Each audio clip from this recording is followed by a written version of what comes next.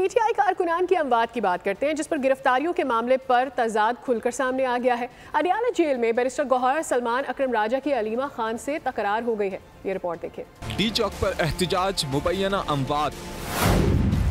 PTI रहनुमाओं को आमने सामने ले आई। अडियाला जेल कमरा अदालत में अलीमा खान, बैरिस्टर गौहर और सलमान अकरम राजा से उलझ पड़ी।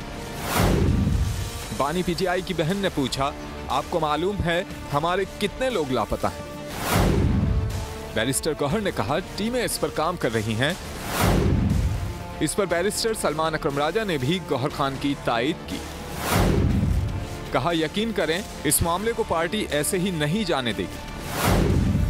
इस मौके पर बैरिस्टर गौहर ने गैर मुसद्दिका शहादतों की तादाद नशर करने पर अफसोस का इजहार किया।